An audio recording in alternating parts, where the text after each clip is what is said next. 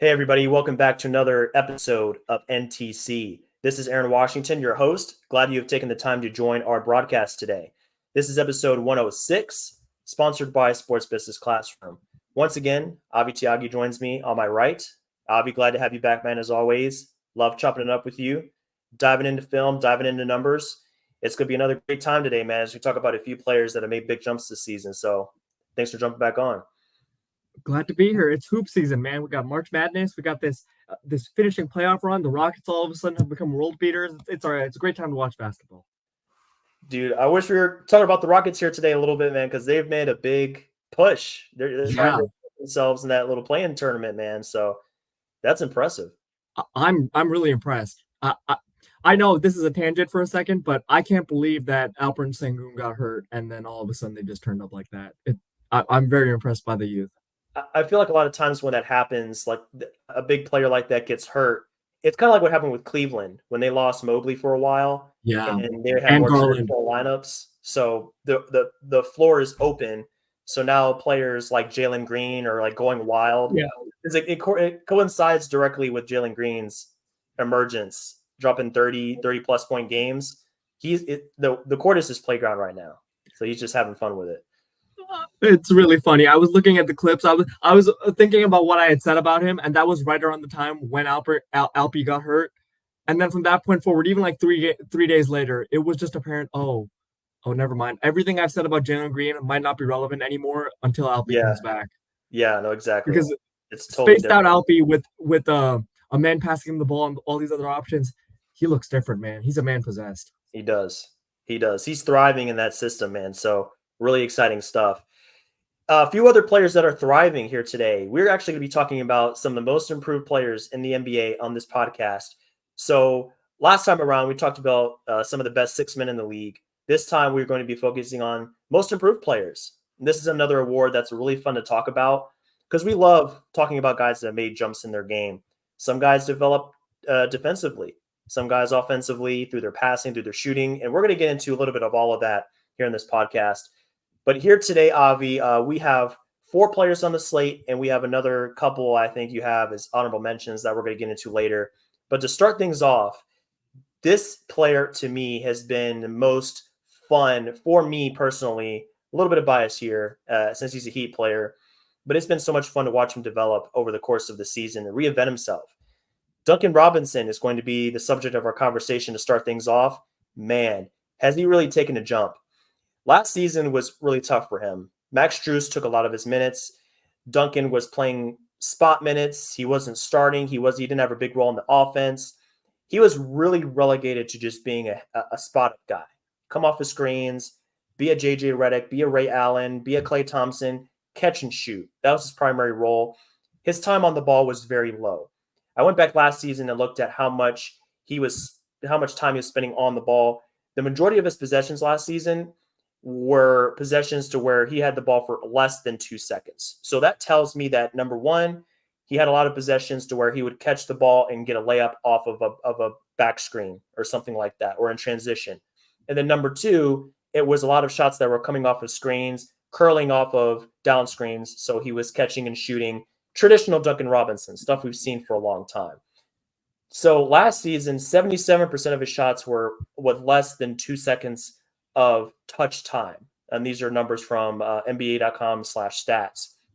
This season, that has been reduced by almost 11%. So now it's down to 66% of his possessions have a touch time of under 2 seconds. Now 30% of his possessions now feature him having the ball between 2 and 6 seconds on the basketball court. So that tells us that when he has the ball in his hands, he's dribbling more, he's creating more for himself and his teammates, and he's not just coming off of a look created by somebody else to where he immediately goes up for a shot in the paint or outside. And there are a few different big highlights of his game that I wanted to cover. So the touch time is to kind of get things rolling. And then the dribble drive game is something I wanted to highlight here real quick, just as far as like how much he's getting to the rim. Last season, 7% of his shots were at the rim. This season, it's all the way up to 18% of his shots are coming at the rim. And last season, yeah, I understand last season was down for him, so it wasn't the norm necessarily. But I went back and I looked at past seasons. He was never higher than 12%. That was his rookie season. And obviously he was playing a lot less minutes and his role was very small then as well. But 12% was the previous high. Now it's at 18%. And he is still maintaining good efficiency there. He's shooting about 70%.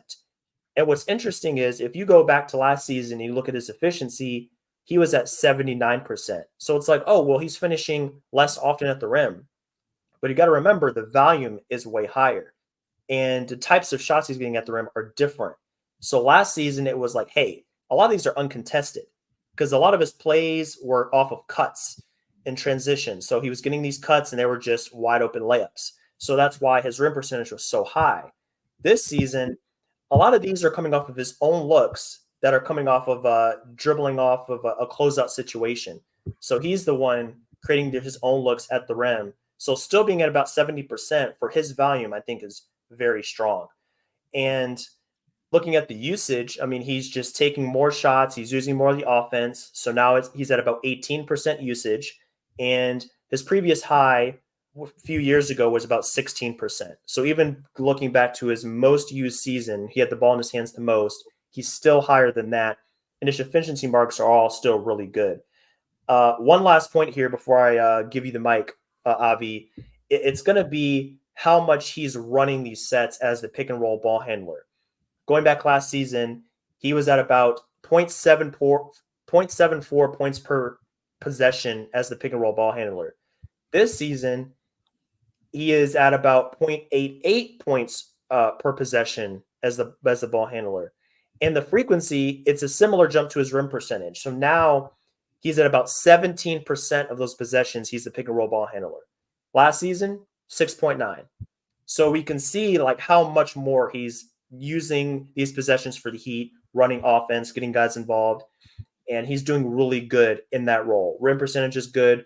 3-point percentage is really solid. It's back up to about 40%, which is where you want to see Duncan Robinson in a normal season. So those are just a few things that I noticed off the top. I have a few more, but wanted to give you a chance, Avi, to also kind of throw in what you've seen so far. What stood out to you as far as what he's displayed on film? I think Duncan Robinson, as much as another player we're going to talk about, I think he shows the power of what a slight improvement in your handle can do for the rest of your game. Mm-hmm. I'll be honest. I'll let the listeners in on this. When we were first making the list and trying to choose who to pick for most improved players, you suggested Duncan Robinson, and I sat there thinking, Duncan Robinson? I mean, I know his handle looks better. He had a highlight recently. I like the way he's been passing the ball to Bam, but Duncan Robinson, really? I was scrolling out a list myself. He wasn't in the top 10, but my God, I mean, that was a great call by you. To me, it felt like someone just gave me a box of chocolates just for showing up. You know, I was like such a nice experience, such a nice bonus. I didn't expect it at all. Pleasant surprise. Watching Duncan Robinson this season, I feel like there's certain environmental factors that I think we probably need to consider when we discuss his growth. First one we probably need to consider is the fact that with Max Strus gone, there were some more reps available for him in starting lineups or in lineups with Bam anyways. Secondly, Tyler Hero has played about half as many minutes as he did last season, so we have to factor that in too. He got more opportunities to be in the starting lineup, and his best synergy and chemistry is with Bam. So pairing those two together typically unlock the best of his game. And then we get to the dribble. This season, on his touches, he has averaged 1.3 dribbles per touch. Last season, he was at 0.82. Now, that figure is sometimes skewed by opportunity. And yes, he is getting more touches this time, but that goes into what you're saying. They're giving him more of those pick and roll ball handler reps because they trust him and because they need him. It's a bit of both. They need him because there were times when they didn't have enough secondary playmakers, so somebody needs to carry the load. Duncan, just go try it. But he's been so successful on them that they've continued giving him those opportunities. He's been getting to the rim more, but some of that is a facet of the fact that his chemistry with Bam is so good. When they start playing more of these actions as they did in the past, where Duncan and Bam are playing off of each other with those handoffs, where when his dribble gets stalled out, he passes it right back to Bam. Bam can find him on a back cut. He'll screen for other players release and be wide open under the hoop, and Bam will find him. That synergy still exists, but now it's complemented by the fact that Duncan is much more capable of putting the ball on the floor himself. And so what we're getting is a much more complete Duncan Robinson. His assist percentage is up over past seasons as well, partially because of that. I don't personally feel like he's that incisive of a passer. I've seen other players this season who we've discussed where I feel like they're much more incisive with how they're passing the ball. Mm-hmm. But he's not bad at it either. There are definitely some guards right now who get far more pick and roll opportunities, who I feel like are less incisive than he is on his limited touches, mostly because he is so good at finding the cutters and knowing the sets. It feels like when he's the one running a pick and roll ball handler, he knows what the screener is supposed to do. He knows what he knows what the back screener is supposed to do because he's occupied those roles. So he knows, all right, this is the moment when the guy's going to come open. All I have to do is make a simple read. He's playing with that IQ. And Yep. then defensively, we had this discussion off air for a second. I think he is one of the 5 players who has benefited the most from this recent rule change. So people can go look it up, but around somewhere in February, the NBA refs on Twitter posted something about their rules of emphasis. And correspondingly around that time, that's when we started to see the shift in how refs were calling games. Because over the last 3 years, after the pace and space revolution, we've had the driving revolution. More and more players on the court are people who are capable of driving and attacking closeouts or playing off of one another the way we're describing Duncan and Bam, where, okay, my dribble is finished, but that's okay. I can just pass it to a teammate who'll pass it back to me and I can restart my dribble. Yep. So with more and more of those players, the NBA had kind of reached a crisis moment where there were too many fouls perhaps being called on defenders who were in legal guarding position or in a position where they should not be penalized for having reached a certain spot on the floor before the offensive player, but the offensive player had the flexibility to kind of be able to drive into them and exaggerate the contact and get fouls off of it. Mm-hmm. And perhaps no player was hurt more by that than Duncan Robinson. He is tall, he is lanky, and he's not that strong in the core or just his body in general. I mean, he was a late bloomer. He's just not that kind of. He doesn't have that kind of strength profile. Right. In the last few seasons, especially when he had to share minutes with Hero and Struce, they would have him guarding. They would have him guarding up. There were times when he was a power forward in some lineups, which feels a little bit like malpractice in the modern league. So the fact that now he's getting to play more of his minutes at shooting guard and small forward the way he has in the past, and the fact that now when he stands in there and defensively, he's typically pretty aware positionally. He can stand in there. Drivers can try to run into him, and they're not going to get called as much. So just off the basis of that, he is a better defender than he was before, just because of how the league is officiating it. It's made him a little bit more valuable, and it's made him. I think it's helped Spoelstra trust him more in terms of placing him in the starting lineup and giving him more minutes than he otherwise would have. So I feel like this is just a player whose confidence is rising in all facets, and I feel like you can almost see that in his 3-point numbers too. No, for sure. It kind of all ties together. When you're playing more, you're in a role where you're comfortable. You have more opportunities. He's had the freedom to explore more of his game than in years past. And I think he deserves a lot of credit because I think it's difficult to go from a role to where you're primarily a spot up player, you're a 3-point specialist, like that's your primary role, and then your game opens up to the point to where you're a legitimate secondary ball creator, ball handler, to where you're running these sets. You know, we both threw out some numbers about the pick and roll ball handler, and if you can take on more of those opportunities, and like, yes, you're correct in that those were more available because Struce is now out of the picture, and there have been other injuries, so it kind of further increases the dependence on players like Butler and Robinson, these other guards that are left over. But to increase your frequency on sets like that, the pick and roll ball handler, and to have good efficiency as well, I think those could go in hand. If you have more possessions and you're scoring more points per possession, that really demonstrates an increase in your effectiveness and your ability to kind of run the offense. And it's really not something we've seen from him before, really at this degree, even when Struce was less of a factor in the rotation and things were, he had more of a role. He still wasn't running the offense as much as he is now. And you touched on the assist a little bit earlier. For sure, he definitely has a higher assist percentage. Last season, he was at just under 10%, which was 47th percentile for somebody in his position. This season, it's risen to about 15%, which puts him 80th percentile, a good amount above average for somebody in that position. So 3 assists per game doesn't seem like a lot, but he was at about 1 last season. So he's definitely getting teammates more involved. He's taking advantage of those reps as the ball handler. And I like to look at assist to usage ratio as well, because I think assist percentage and just the amount of assists you have needs to be put in context. Yeah, you're right. Because if you have a certain number of assists and your usage is here, for somebody it may seem really solid. But for another player to where their usage is double, but your assists are still at this level, it's a lot less impressive. So for Duncan, his ratio is at about 0.86 for assist to usage.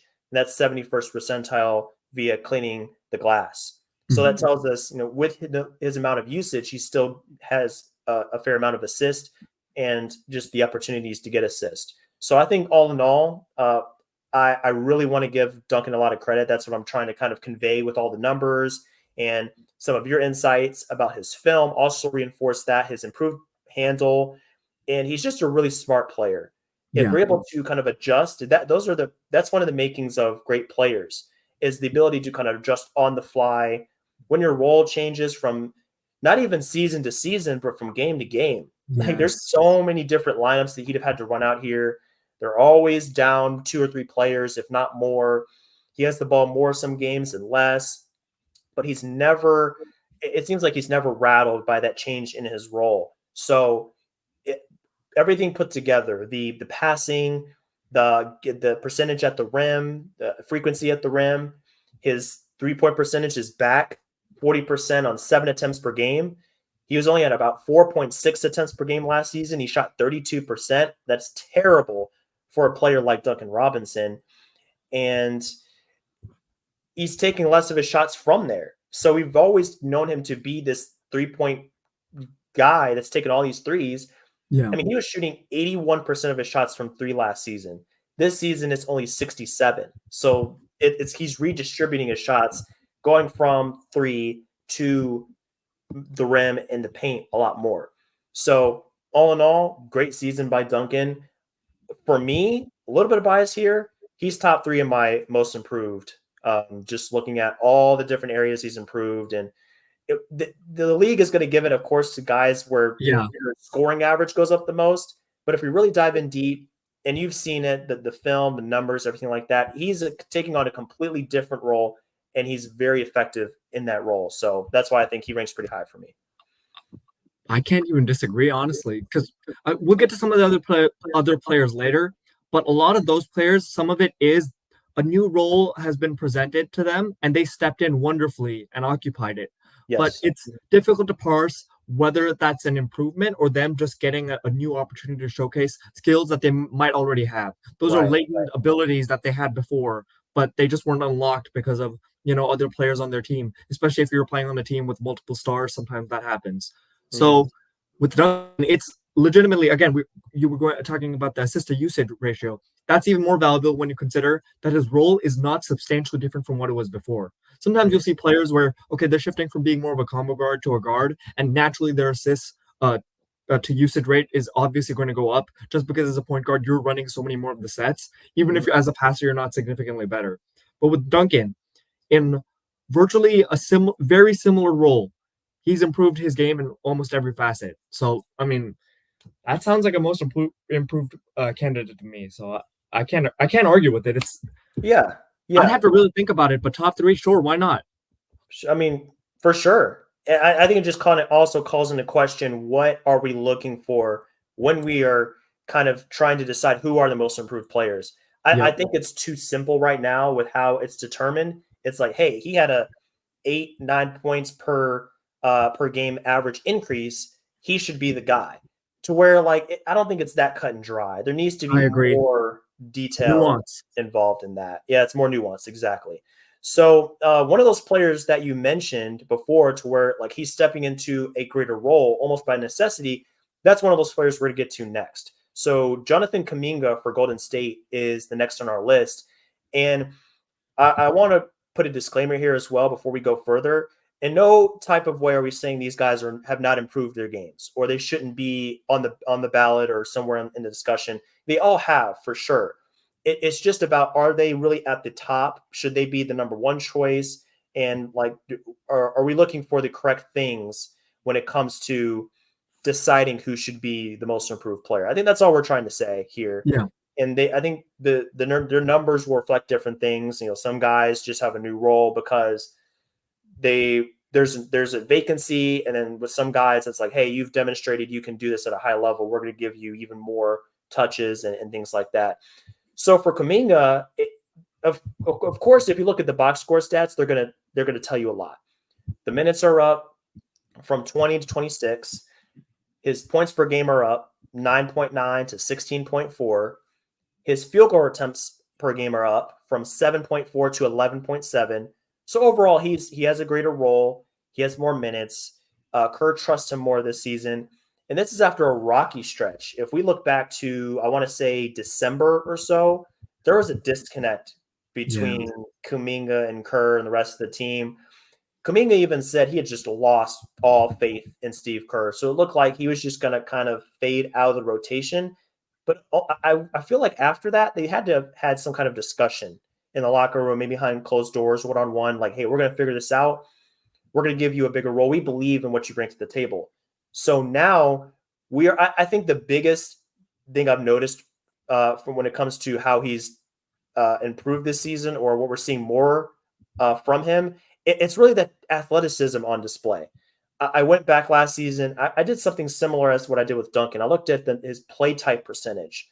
So for Nice. last season, he's always had a good amount of his possessions in transition, but I mean this season, man, it's even more. So looking at transition, I mean for this season, he's scoring 1.32 points per possession in transition, 20% frequency. So this dude is a runaway train. When there's a loose ball or something like that, there's a turnover, like there's not much you can do when he's going to the rim. He's going to finish because he's that athletic. He's getting to the basket a whole lot more. So at the rim, he's finishing at about the same rate, but he's taking more shots from the short mid-range area as well. So it was only at about 25% last season, 32% this season. So he's definitely getting inside more often. Maybe not all the way to the rim, but he's definitely getting in that restricted area to where, from there, he definitely has an advantage with his physical attributes and just his athleticism overall. So I've definitely noticed more of that. And it also seems like he understands who he is as a player, and that he is not a strong shooter. So he's taking less of his shots from outside, and he's like, hey, I'm going to focus in on what I do well, get to the rim, make things happen. It's kind of, I kind of think of it similar to the conversation we had about, I think it was Norman Powell a couple of weeks ago, to where it's like, hey, you do this really well, focus in on that. For him, it was focus on scoring. Don't worry about being a facilitator and all this other stuff. For Kuminga, it's like, hey, we have Steph, we have Clay, we have other shooters. Don't worry about being a high volume shooter. Get downhill, use athleticism, get in transition, use cuts. Like they have great players as far as passing. So when he cuts to the rim off of a screen or something like that, he's getting a lot of great looks just off of lobs, off of cuts, getting to the rim. But he's also doing more for himself. Like, yes, people set him up, but he's creating a lot of good looks for himself.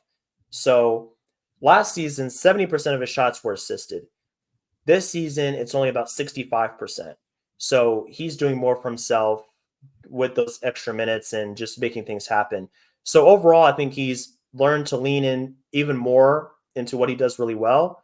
And I think that the team is benefiting. Yeah, Golden State is still they're struggling a little bit right now, but I don't think you can really blame him. He's been giving a bigger role, and he's taking advantage of it in the best way he can. This conversation is going to make me laugh. It's going to make me laugh a lot because I actually think even last season, by last season, I think Kuminga had already established up towards the second half of last season. I think he had kind of realized what his role was going to be with this team, especially with the other players around him. So he did start cutting down on the desire to drive into traffic when there's nothing there and he can't really handle that, or shooting threes sometimes when he wasn't supposed to. Those were mistakes he was making in the first half of the year of last season, and as a rookie, and that was leading to a lot of occasions where Kerr was just like, I can't deal with this right now. I'm trying to win. I'm sorry, buddy. You're just gonna have to sit. But I thought he did a much better job of that even in the back half of last season. I think the biggest difference this season was there were still occasions, even last season, and especially as a rookie, where I feel like he wasn't very disciplined defensively when it comes to fouling, and he wasn't hustling as much as he should have. And what makes me laugh is the fact that now when I watch the team, a lot of the time it feels like he is one of the only players who's actually playing disciplined consistently. Like when I'm watching their vets and stuff, there's a lot of times when they're the ones who look run down, tired, and they're the ones making mental mistakes, or they're the ones who are just not helping when they're supposed to defensively, or fouling when they shouldn't, or jogging back. They look like a really, really, really tired team. Mm, Especially Draymond right now. He looks completely worn down in center. But that's yeah. besides the point. I just thought it was really interesting because it kind of shows how much things have changed. While the rest of the team, I think, is maybe less disciplined than they've ever been, he's arguably more. His rebound rate is higher than ever. He's done a much better job of crashing the glass. So many of those opportunities you're talking about with the dunks, it's not just in transition. It's the fact that when Draymond will get the ball in short roll, Kuminga has basically just mentally already realized, all right, Draymond has the ball. There's a good chance he's not even looking at the rim. He's just looking for me. Let me Hmm. just sprint, jump, dunk. And he's Just really good at that. He's throw it really, really anywhere good up at that. there. He'll get it. Yeah, he's really good at that. He has great. I think, other than maybe JaVale McGee, I can't remember another player who Draymond has had such good synergy with in terms of just like, hey, I'm just throwing this up, you go dunk. Yeah. He's It's excellent at on that. point. He's It looks really good. Yeah, and then I think also some of this also I think has to do with the degradation of Wiggins' game. Like Mhm. I don't even know why Wiggins is starting right now. That's besides the point. I know he's supposed to be there because he's the defensive wing, but Right. maybe more than most, he's maybe made the most mistakes of anyone in such a um, important defensive role. So I don't even know why he's getting minutes at this point. But because of the fact that offensively his shot has vanished and he's not being able to create much, I think, and because Kuminga's fouling less, I think Kerr finally started trusting Kuminga. Like, hey, you know what? Clay's not getting to the rim anymore. Draymond looks exhausted. Wiggins is, I don't know what Wiggins is right now, but It's just out there.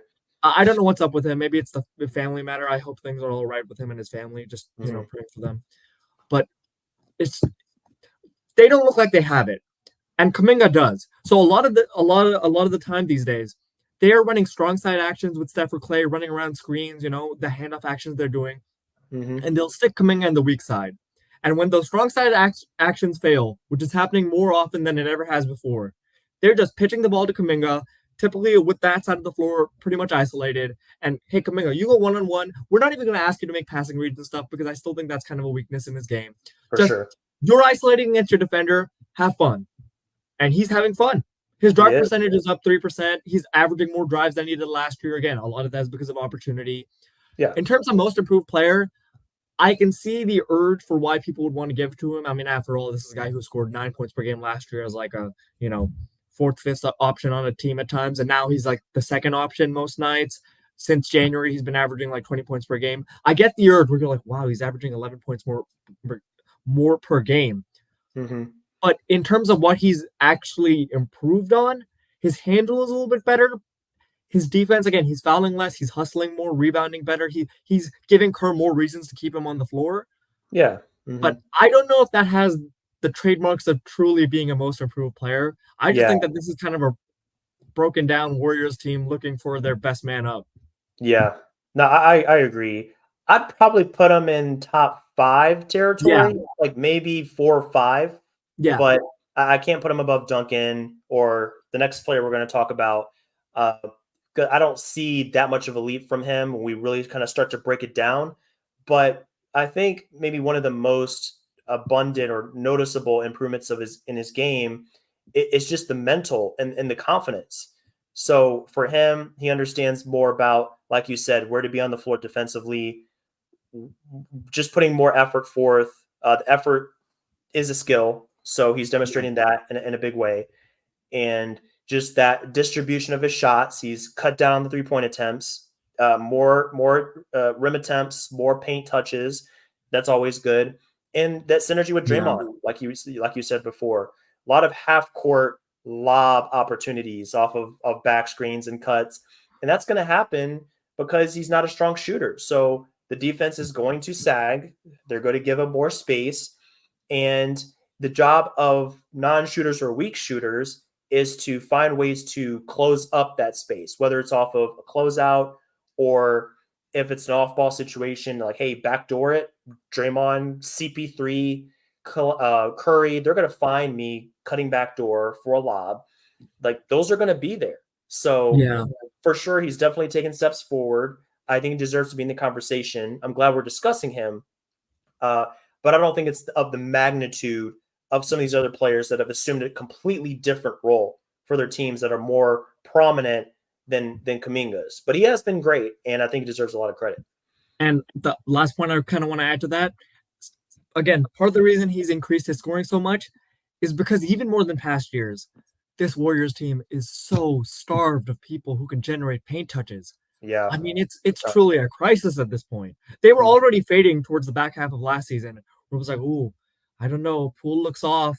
I mean, Clay looked good in January and February, but are we really going to count on that necessarily being the paint touch guy other than Steph? I mean, it was already looking kind of suspect then. But now, I mean, you look up and down this roster. Podziemski recently has not been generating as many paint touches. Some of that is opportunity because he's been in the starting lineup, so other players are kind of getting the chances. But again, when I was writing his draft profile, I was a little bit more concerned about his athleticism. So it's not surprising to me that his paint touches per game is starting to cool off a little. Clay can't get to the paint anymore. Chris Paul couldn't even get to the paint last year, so no. Nope, that's a Moody, zero. no. Draymond, no. I mean, paint touches wise, it really is just Trace Jackson Davis lobs and Kuminga go do something. I mean, they don't have that many opportunities to generate paint touches. And especially with Steph looking worn down since the All-Star break. Yeah, numbers are down for sure. They are completely dependent on him to generate points in the paint. Absolutely. So, I mean, credit to him. He's taking advantage of the opportunity. But yeah, it's definitely dire in Golden State. And they're going to need him to sustain that if they want to hold their spot in the play-in. The Rockets are on their tail. The Rockets have not given up. Man, so they they're are going to cooking. need that. They are cooking big time, man. They're taking off. We have takeoff. Oh, man. But moving forward here to the third player we're going to discuss on this one, I'm going to go ahead and say it. I probably have a number one on my ballot. Okay. Let's hope it's the same guy. Coby White is going to be the guy. Yes. He's going to be the guy, man. Welcome. I think Coby kind of incorporates some of all of the different points we've made about improved players to this point from Duncan and Kuminga. So kind of blending that together, the numbers are up, the role is increased. And I want to kind of set the stage here before we get really deep into his game. He was not dealt a great hand at the beginning of the season. He was still having to deal with playing behind Zach LaVine. DeRozan's still on the roster. I mean, going into the season, it wasn't even a sure thing that he was going to be above Dosunmu in the rotation. So his role was really just kind of murky. It's not like he came in here and it's like, hey, you're the starter. Just peer the keys and make something happen. He really kind of had to earn his spot throughout the season and gain the confidence of the coaching staff going forward from there. Obviously, Lonzo Ball has missed another full season, so that was a role that a development that opened up more of a role for Coby. It's unfortunate, but somebody had to step into that role. And I mean, really, if we go back to the beginning of the season, like first 14 games or so, it wasn't even really a discussion for Coby being in the most improved conversation. We kind of saw more of the same. He hadn't made a huge jump. Yeah. He was at about 11 points per game, 2 rebounds, 4 assists, first 14 games. It's like, okay, I mean, that's good, but nothing really stands out about it. And then we got to the LaVine injury 25 games in. So he was out. Lonzo Ball shut down. They had some other injuries. I think Vucevic missed a few weeks.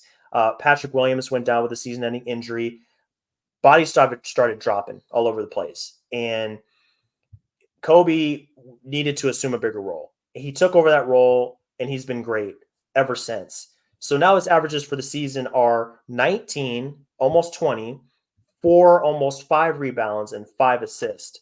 So, okay, obviously the scoring is up by about 10 points per game. So that's what we're seeing from guys like him and Jalen Johnson. Like the scoring is just way up from last season. Kuminga, huge increases. About 13 more minutes per game. So, yes, he's getting more minutes. I mean, he's playing well over 30 minutes per game. 2 more shots per game. He is shooting 3% better on 2-point percentage and 3-point percentage. So he's efficient in those extra shots he's getting per game. He's shooting about 10% better at the rim. This is something I wanted to highlight. Yes. Last year, 52%, 62% this season. So, and he's also shooting more of his shots at the rim. 3% more of his shots are coming at the rim compared to last season. Last season, about 28%. This season, 31%. He's also drawing more fouls. So when he gets to the rim, there's more opportunities for free throws. So about 0.9 last season. That was roughly his foul rate last season. About one I think per game as far as like drawing fouls. Now it's over 3 per game.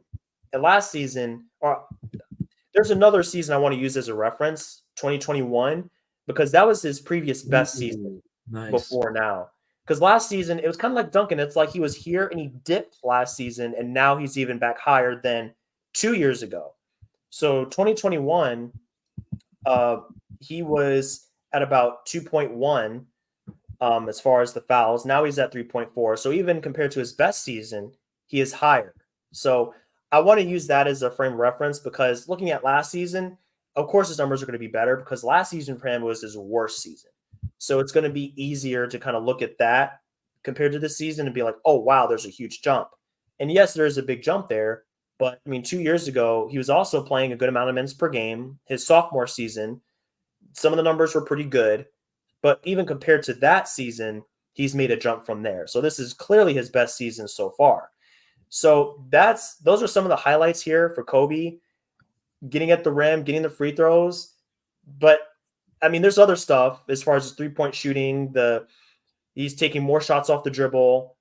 He's super efficient at spot ups, things like that. So the stage is set, man. What else you got to add to his most improved case? Sub me in, let me cook, man. Oh my god, I love watching Coby White. I'm sorry if anybody just heard this. The volume gap must be crazy right now. You were talking like this, and I went whoop because man, I am so excited to talk about Coby White. Oh my god, I keep a list of the top 10 or so players from every draft class since 2018 with some honorable mentions. Like it's my own personal list. I kind of started working on it when I was doing the 2021 draft class report cards, kind of in the middle of the season. I kind of started building this list out. I have never been more happy that I decided to extend it as far back as I did because I don't think I've in the 3 or 4 how many years is it? In the 3 years I've been doing this, I've never seen a player in one season jump as far up from where he was originally on my board to where he is now as Coby White. And this is for a guy who was drafted in 2019. Keep in mind, this sort of development, you don't typically see it. A lot of times you're like, well, I guess he's in his 5th season, whatever. I guess he's more of a finished product at this point. No, he's not. Not with Coby White. This is why he is the most improved player to me. A lot of young players, when they make huge improvements, Jalen Williams has improved a lot, but again, some of that is opportunity. Şengün has improved a lot. Some of that is opportunity. You see some of these players from these younger draft classes improving, but some of that probably should be factored in because they are 2nd or 3rd year players. Right. To get a development like this from a 5th year player who the Bulls basically, I guess, kind of considered to just be a bench player at this point. They kind of thought, oh, well, we were really intrigued by him. We drafted him high up in that class. We had real hopes for him, but oh, well, sometimes it doesn't pan out. I mean, that's kind of where they were at this point. Yeah. And then for him to go through the massive changes he has oh my God, let me compose myself. I mean, I'm just so excited to talk about him. Yeah. His film is some of the most fun film to watch this year. And it's because I think with LaVine out, it's not just that LaVine is out, it's that LaVine is out, so he got more opportunity, and then he just took it and ran with it to such a degree. Oh my goodness. Okay, LaVine is out, right? And you think, okay, with LaVine out, oh my God, what are the Bulls going to do? They lost one of their main drivers, right? Of not just drivers of offense, but I mean people who generate drives into the paint and kick it out to others, right? Right. That was supposed to be Levine's main strength. If you look at the numbers, last season as a team, the Bulls generated, hold on, let me get it here, 40, yeah, 43 drives per game, and they were in the bottom six of the league. So they weren't generating that many drives per game, despite having personnel like Levine and DeRozan. It just didn't seem to work. And Levine, I think partially because he hasn't been the same as he was during his last All-Star season. He's still a little bit like iffy here or there with the injuries. Yeah. And because Coby White himself couldn't generate that many paint touches, they didn't have that many options to go to. Sunmu can only really do that if he's kind of isoed up from the half court and you give him a screen or something and he can just roll downhill. Asking him to actually make moves off the dribble doesn't tend to work. So they didn't really have anybody else who could do that. This season with Levine out, you think, oh, well, I guess they're going to suffer in that regard. No, compadres. The Bulls are averaging 53 drives per game. So that's a 10 drive increase. They're now in the top 10 in the league in terms of drives per game. And a lot of that difference can be tracked to one man, Coby White. He is averaging 9.7 points. He was averaging 2.4 points per game on drives last season, and is averaging 7.1 points per game on drives this season. So he himself is contributing a 5-point per game difference in terms of drives per game. And then because he's driving so much, he's being able to generate more of those kickouts. So those are giving him more easy assists. And if you're going to play as a point guard of an offense, you kind of need to generate easy assists. So a player like Colin Sexton, a problem he used to have in the past was he was stuck in no man's land. He couldn't really generate easy assists as a point guard, but he's too small to be a shooting guard. And that's kind of a problem Coby White has had. Defensively, he's still hit or miss here or there. He won't foul too much, but he's not really a good defender. So you needed more playmaking from him. You needed a reason that he would be on the court as a main creator. And when you're going to drive as much as he is these days, yeah, of course we're going to let you start at point guard. In terms of pull-ups, his pull-up efficiency last season, he only had 1.5 points per game on pull-ups, and his effective field goal percentage was 42%, which is it's below average. It's not great. I mean, he was shooting 28% on three when he was trying pull-ups. It was not great. This season, 4.1 points per game off of pull-ups with a 51% effective field goal percentage because he's shooting 40.5% from three. Yep. And again, it comes down to the handle.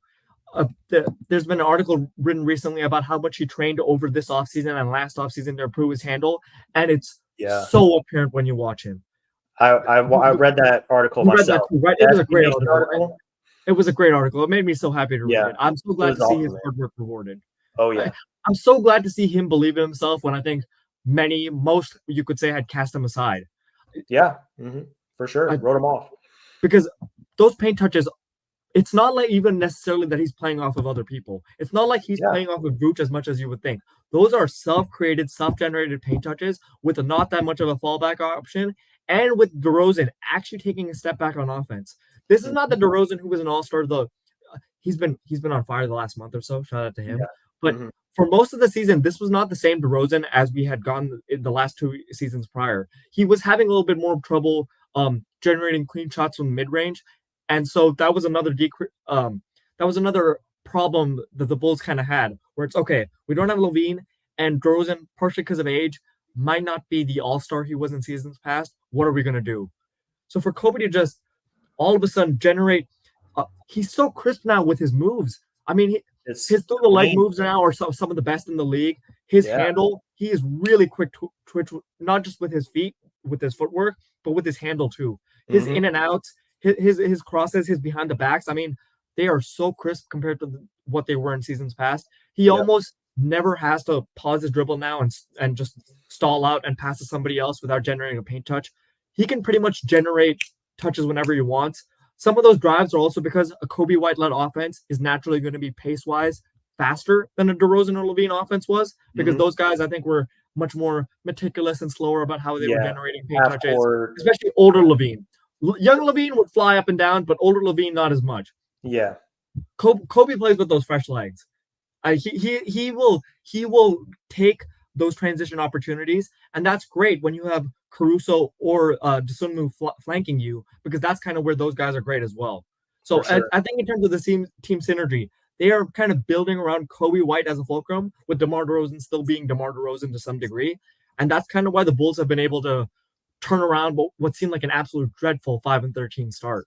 Oh, they were awful Oh, coming out of the gate. I mean, miserable. there were player-owned Miserable. meetings.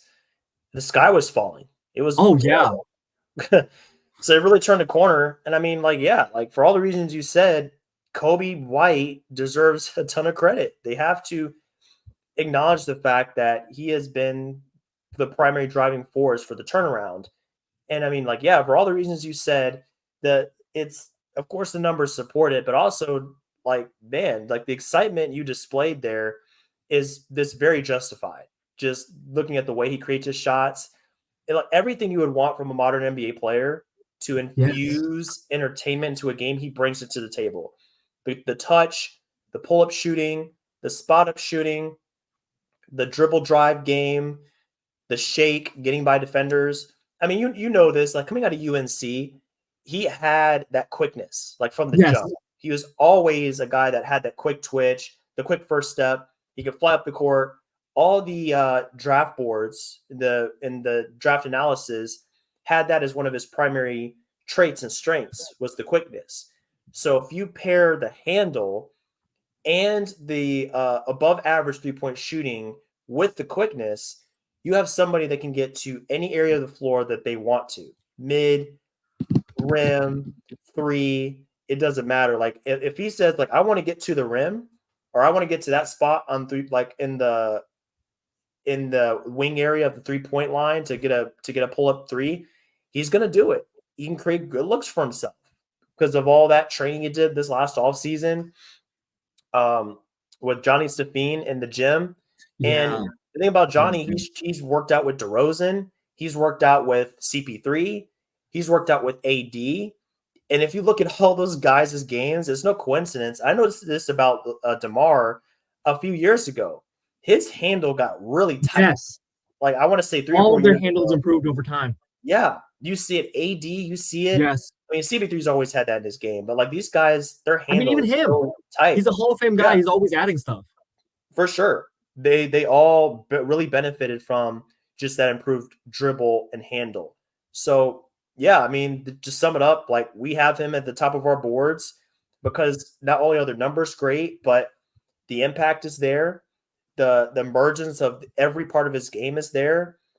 And like and he signed a 3-year, $33 million deal last summer. And the Bulls Hilarious. have got the bargain of Oh one of my the God, bargains yes. of the year, because he's improved so much, 20 point per game score, 20 plus, able to take over games. And if you watch the end of Bulls games, I'm sure you've seen this. There will Yes. be possessions where DeRozan, and we know DeRozan is clutch, and he's one of the best guys to have the ball Yes. in their hands at the end of the game. He will pass to Coby, let Coby cook. Yes. DeMar will be on the other side of the floor, weak side, just kind of waiting to see what happens. And he's a release valve if something goes bad, but he lets Coby take the show. And that is the ultimate sign of respect. Like DeMar is trusting you to make something happen in the last 2 minutes of a close game. Yes. What better recommendation is there?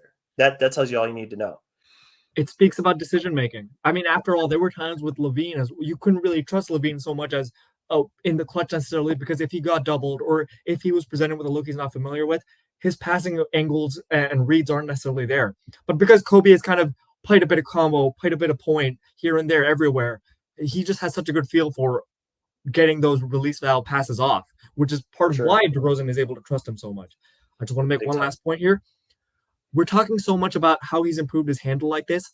It reminds me of another prospect, someone who was drafted kind of in the middle of the lottery round area, and then basically 2 years in a row was a most improved candidate. Did he win both years? I think he might have. And basically established himself as a perennial all-star, and that's Paul George. He's another player where it reminded me of when he first came into the league versus 3 or 4 years down the line when he was with the Pacers and they were going head-to-head with LeBron. You could just see how much his handle had improved, and it unlocked everything else in his game. And especially the sign of the ultimate respect there is when the coaches start giving you those pick and roll ball handler possessions, and then you start being efficient with them. So that was the last point I wanted to make here. Last season, Coby White only got one. He only scored 1.5 points per game as the pick and roll ball handler, and with his efficiency was around the 53rd percentile. So like right around average. This season he's scoring 5.4 points per game as a pick and roll ball handler, and he's in the 63rd percentile. So he's increased his effectiveness and his efficiency as a scorer while also getting a larger volume. Not every player can sustain a larger volume of being that pick and roll playmaker and still maintain their own self-scoring efficiency, and he has. So it's just a test in almost every facet of his game. There's been offensively, there's been an improvement one way or another, and it's just incredible. It really is, man. And while we're on the topic of explosive guards, we're actually going to kind of round things out with another guard here that's arguably the fastest guy in the league. Tyrese Maxey is going to be the final main guy we're going to look at for this discussion here for most improved. And I mean, you look at his numbers. I mean, the numbers are awesome. He got his he made his All-Star appearance this season, well deserved. One of the leaders in minutes per game this season, 37 minutes per game. So I mean, he's one of the guys that, I mean, he's just out there. The Sixers lean so much on him, especially with Embiid out.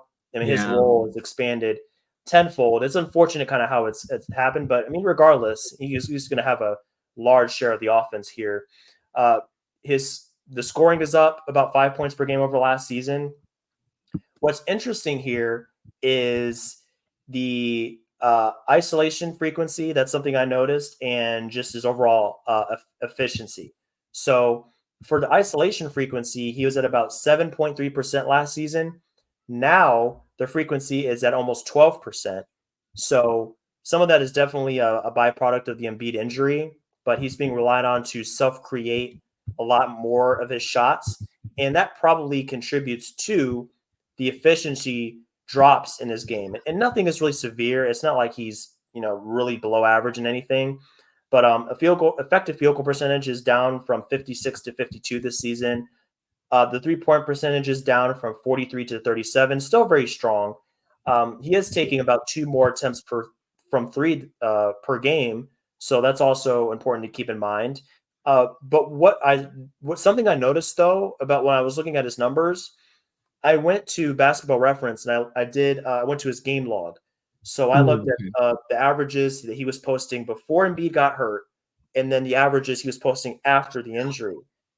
The thing about that, there is basically no change in any of the numbers. So rebounds per game are the same. Points per game are the same. Assists per game, about 1 less, but almost the same. Even field goal percentage is within 1 percentage point pre-injury, post-injury. So that really kind of tells me he's consistent.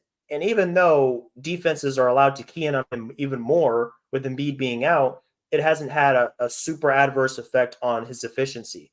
So, yes, there is going to be some kind of a drop here just because he is dominating the ball more. He's taking tougher shots this season. Minutes per game are up. Some of that might be a little fatigue with some of the percentages. But I do want to say that he's taking really good care of the ball. According to Cleaning the Glass, he's only turning the ball over in about 6.8% of his possessions, which is about tops of the league. It has him at the 100th percentile when it comes to his possession. So he takes good care of the ball. And his assist percentage is almost 10% higher than last season. So definitely getting his teammates involved. He doesn't strike me as one of those guys that's just going to be flinging the ball around the court. He's more of a scorer by nature. He's not going to be the traditional point guard, whatever that means today. I mean, that's a whole nother different discussion. But he definitely looks for his own shot more than getting his teammates involved. So yeah, with Maxey, I have seen improvements here from him. For me, we might disagree on this a little bit, but he's not one of my top guys for most improved. Like, he has gotten better, and his numbers are really solid, and he is a well-deserving all-star. But it didn't strike me as, like, nothing struck me immediately just looking at the way he plays or his numbers. Like, immediately, like, he's so much better in this area. He's doing so much better in one thing or another. Like, I wasn't struck that way the same way I was struck by Duncan Robinson or Coby White. But that's just me. Maybe you saw I agree. No, no, I agree. I actually had to pull it up on my phone right now, just because, as you were mentioning, I will say it is a testament to him that his stats aren't that significantly different from when Embiid was there. Because if you look at the team as a whole, that's why I had to pull it up on my phone. I remember I marked this down on my phone. The team's fortunes have taken a severe turn for the worse without Embiid. I Oh, mean, I tank, maybe tank. other than Jokic in a couple of years, I don't think I've seen anything like this. Uh, the match when Embiid scored 70 points was against the Spurs on January 22nd. And it was on the Right. tail end of that match when it seemed like, oh, okay, I mean, he's scoring here, but it seemed like he was still hobbled. He was talking about it post game, like, hey, I'm playing through a knee injury here in the fourth quarter, but whatever, I got to get the team a win. And from Hmm. that point forward, he had just been kind of here or there before he finally got hurt against, like, completely hurt against the Warriors when Kuminga fell on him. And then from Yeah. that point, he just kind of missed time. So I had went and marked this down on January 22nd per cleaning the glass. The Philadelphia 76ers were second in the league in point differential rating. They were plus 8.3 per 100 possessions, right? Hmm. And that was with a sample size of about 42 games. So that's pretty good. Since Yep. then, buckle up, buckle up. Since that Oh boy. Spurs match, the 76ers are 9 and 19 with a negative 7.8 cleaning the glass point differential per 100 possessions. Bottom five in the league. The only people worse are Memphis, Toronto, Charlotte, and of course, you can guess it, Washington. Wow. So That that's that kind of where tells the that team says is it right at. there, And the man. fact that he himself has not fallen off to such a drastic degree actually counts as a plus point for him because I For think sure. almost For anybody else sure. in that position could be expected. Hey, you know what? Our team is in shambles right now offensively too. Their offensive rating went from being sixth in the league to 26th. So Hmm. Yeah. just the team as a whole was so dependent on Embiid because of how Nurse ran the offense. Hmm. So much of Nick Nurse running the offense at the start of the season was running Embiid as a fulcrum, trusting him to handle passing responsibilities. And of course, he's Hmm. still Embiid, so he's still a monster scorer. Oh I yeah. actually thought this was Embiid's best season of his career. And unlike last season, when I would have given Jokic the MVP, I think this year, if he had stayed healthy, ironically, I think this is the year when I would have given him the MVP. Yeah, but he was Yeah. dominant on both sides of the ball. They depended on him so much defensively. I mean, you can kind of tell there from those Yeah. stats. But even offensively, they run everything through him. He was so influential to have helping Maxi have that breakout year because in seasons past, he had been very efficient with Harden on the court, but it's Hmm. because he got to attack easier matchups. He didn't have to take as many passing responsibilities. A lot of his stuff was catch and shoot jumpers, which he's really good at, or just drives to the hoop in transition, which I mean he's always been awesome at that. So Yep. he didn't have to handle as many difficult responsibilities. So in the first half of the season, a lot of Maxi's looks were coming off of, oh, hey, I'm just gonna run two-man game with Embiid. I'm gonna try something. If it doesn't work, I'm gonna just pitch it back to Embiid and go get it myself again. And we're gonna just keep restarting this and trying this again. Because I know maybe on my first try, I won't generate a paint touch. Maybe even on my second try. I don't know how, but somehow you're going to force Embiid to pass it back to me, and I somehow still won't succeed. You're not Hmm. going to be able to stop me that third time. I will generate a paint touch off of this, and if I don't, Embiid will. And you don't like either of those outcomes, and we're going to dominate teams. So the fact that of that duo, one guy has been hurt pretty much the whole time since then, and he's still been able to kind of maintain his scoring levels without that sort of presence on the floor where everything, all eyes were geared towards Embiid at all times. The fact that at least individually he's been able to maintain his efficiency is a feather in his bucket and does lend credence to the fact that his dribble is better. Therefore, that's kind of why Nick Nurse was able to hand him off these responsibilities and why he was able to up his usage in scoring. For sure. But that's kind of where it ends there because in terms of his actual shot making or any um, particular skill development, we just talked about Coby White and Duncan Robinson, and as you're saying, I don't see that level of a skill development with Tyrese Maxey. I think it is a classic case of increase in volume, decrease in efficiency, which sometimes happens when a player kind of reaches their threshold of how much usage they can sustain. Hmm. So Yeah. I again, I wouldn't necessarily have him in that top tier discussion for most improved, but But I can't deny the fact that he has become an all-star, and the only reason the 76ers are hanging on at all right now is because Maxi has been available and because he's been able to carry through despite probably being extremely exhausted because of his play style Yeah, and because he he's has pretty to much be. a lone man show at this point. He has to be. There have been Yeah. other players hurt besides Embiid as well. You look at Tobias Harris missing time, Yeah. D'Anthony Melt missing a lot of time, and that's a guy that a Yeah. lot of the times he would be sharing the backcourt with, starting with. So when you combine those absences with Embiid, I mean, yeah, Maxi's load is really high right now, and yeah, I mean, I'm with you that those stats. I was really surprised. Got those stats before and after Embiid's injury because I figured there would be a drop afterwards, and I wanted to see to what degree it would be. To my surprise, there's no such drop.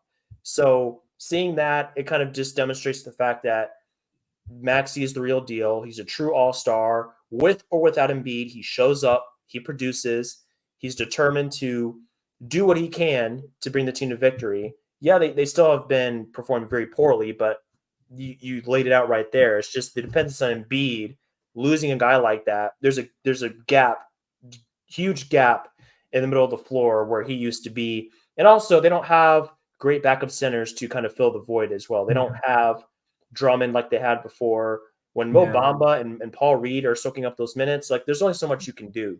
So bottom line, Embiid hasn't, or rather, Maxey has improved. He deserves a lot of credit for carrying this team as much as he can in Embiid's absence, and hopefully Embiid sometime soon can come back so at full strength, and we can see what Maxey can do with him. But yeah, Maxey is definitely one of those guys you just love to watch. He's electric. Him and Coby White, and honestly Kuminga. I mean, all of these guys are just so fun to watch. They're Electric. all electric, athletic, super quick, and they've all made key improvements to their games that it warrants them being in this discussion. Absolutely. I mean, again, it's not Maxi's fault that this has happened or that his efficiency has fallen. It is a credit to him that he has been able to sustain this usage. So yes, his dry field goal percentage is down from 51% as it used to be to around 45%. And yes, his pull up shooting effective field goal percentage is down like 7%.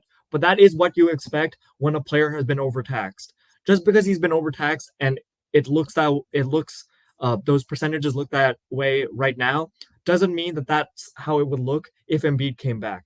Because with Embiid back and with him getting more of an opportunity to play as a secondary scorer rather than a primary scorer, those would more than likely than not return to the norm.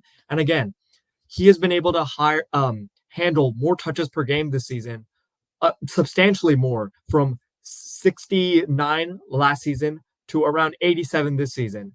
And he's been scoring around the same amount of points per touch. Yeah, And his average dribbles per touch has also gone up by almost one dribble per touch. So a lot of this is just pointing to a player who right now might be struggling a little bit with the volume, but whose handle had still improved enough where he could generate paint touches more efficiently, where he had better synergy and chemistry with Embiid working as the second scorer rather than the third scorer. Like these are all credits to him. It's just when you're looking at most improved player, and the candidate we have a candidate right here in front of us like Coby White, we're just he just improved at everything, like up and down the yeah, board, efficiency, volume, everything, pull up shooting, driving game, handle, passing. It's just like again when you're with that level of competition, it's just hard to measure up like that. But that doesn't mean anything. He was still an all-star and he's having a great season, and absolutely. they really depend on him. Absolutely.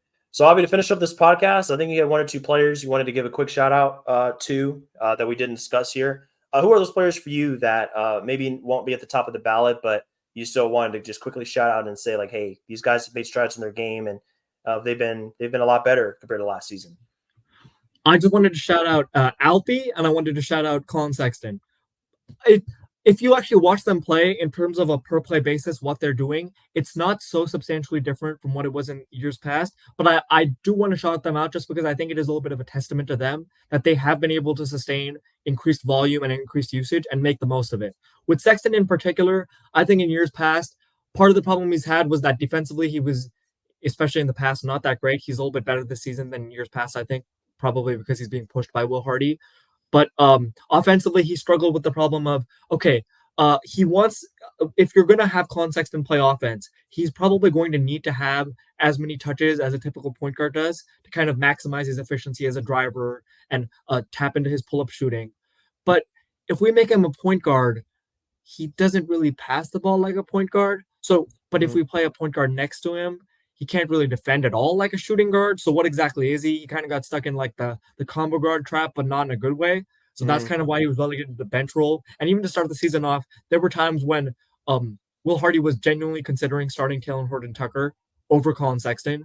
Yep. But you look at it now, it's just that couldn't be further from his mind. I Yeah. think just slight tinkering to okay, hey, I have John Collins, maybe I have some chemistry with him. Let me look for my teammates a little bit more, make some more passes. I just think more years in the league. This is year 6 for him in the league, so I just think slight improvements. At least he's found a role, especially with Mike Conley gone. They kind of needed one or two players to kind of step up as point guards, and Keontae George, we'll wait and see. He's still in year 1. Things can change again. We're talking about all these guards who've improved over time.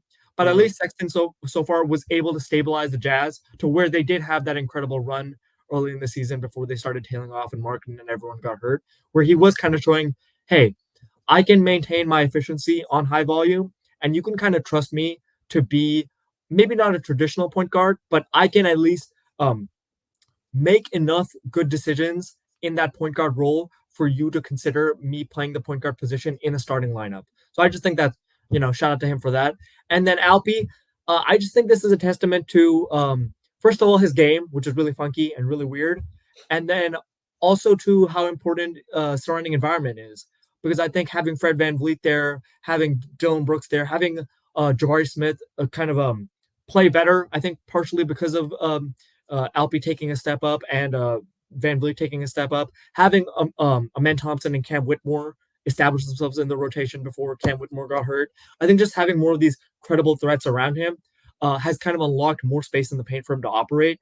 And then because they have someone now in Fred Van Vliet who can run sets so well, they have a lot of good actions with him running as a post hub. So I just think more opportunity and more of Alpi just kind of getting to show, hey, you know what? You pass me the ball as a post hub, and I will probably generate the most efficient offense for you as a team. Has been a great strategy, and I think it's great that he's been able to sustain it without showing some of those weaknesses we sometimes see. Where hey, you increase the volume too much, but he can only go so far with that increased volume. There's a cap on his ceiling because he's not creative enough as a post scorer or with his footwork or with his passing to be able to make the most of it. And with Alpi, I feel like he gives you enough of those push shots, enough of those one-legged jumpers, which are really fun to watch, enough post moves Mhm. he's been working on, kind of speeding them up. It's a work in progress with him. You kind of expect that from a third-year player for him to just every year get slightly better with his inside moves. So it's just a testament to him doing a great job, kind of getting into that sub all-star conversation this year. So I just wanted to shout Yeah. him out.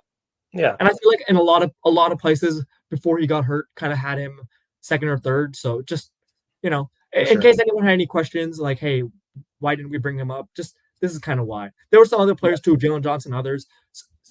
With most improved player, what we're trying to do when we were having this discussion was examine not just okay increases in volume while sustaining efficiency, but also looking at okay, why is he getting that increased volume?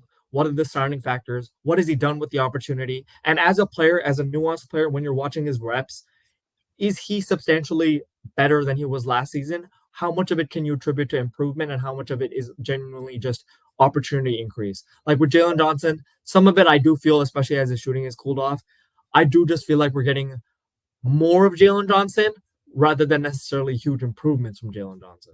Yeah. Yeah. That's fair. But yeah, I think this was a good discussion overall, just on not only who has improved a lot, but I guess what goes into the process of determining who are the most improved players, into where maybe there is a disconnect between who gets crowned most improved or who is at the top of the odds charts and everything compared to maybe those players that actually have improved the most, but because their points per game haven't jumped by 10 or they haven't got 20 more minutes per game, 15 minutes more per game, um, that they're not in the discussion, but we believe that they should be considered just because of those dimensions they added to their game. Quick. I just want to shout out one more guy. Just I want to throw this at you. There's no way he's ever going to win this, but how would you feel if I mentioned Shea potentially as an honorable mention? I just think it's interesting. Uh, He's not a traditional candidate in any sense of the word, but when yeah, you watch him play, it's hard to look at him and say that he hasn't improved significantly from last season when he was already an I mean, all-star and a good player. I think he has improved for sure. I wouldn't put him in any kind of conversation for most improved, Yeah, but I do think he's taken a step forward, and yeah, he's definitely been noticeably better than last year. So yeah, I'm cool with giving him a shout out. He's phenomenal. I love watching him play. yeah, and I think the equity of improving from being an all-star to being like an MVP caliber player. I, he won't win in most improved player, but if you were doing a philosophical discussion about most improved player, I think you could genuinely make a case that just because of how significant that is for the career trajectory of a player and of a franchise, you could kind of make a case for it. So I just wanted to shout him Yeah, out. yeah. No, I agree for sure. That's a good point.